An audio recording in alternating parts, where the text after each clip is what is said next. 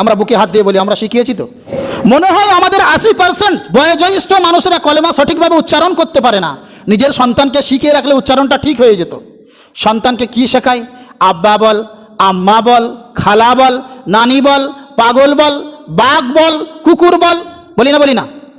নবী আলাইহিস সালাতু ওয়াস সালাম বলছেন, তোমার সন্তান যখনই প্রথম কথা বলতে শিখবে, প্রথম কথা বলতে শিখলে তাকে কলেমা লা ইলাহা ইল্লাল্লাহ তালকিন করো, কলেমা লা ইলাহা ইল্লাল্লাহ শেখাও।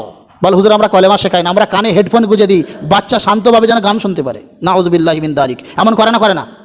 বাচ্চা পেটে আসলে তার অনেক আমল হাদিসের মধ্যে আছে। বাচ্চাকে দিনদার, মুত্তাকি, পরহেজগার করার জন্য প্রেগনেন্ট অবস্থায় মাকে বলা হয়েছে এই আমলগুলো করো। মা কি করে? পেটে বাচ্চা নিয়ে সিনেমার হল, টিভির সামনে, মোবাইলের সামনে বিভিন্ন পিকচার ছেড়ে দিয়ে বসে থাকে। আর বার্ধক্যের সময় যদি বলি, বাবা তোর অনেক কষ্ট করে মানুষ করে এলাম, তুই আমার একটু দেখবি না, আমার একটু ভাত দিবি নি, তা সন্তান বলে আমারই পেটে ভাত জোটে না, তা তোমার কি দেবো?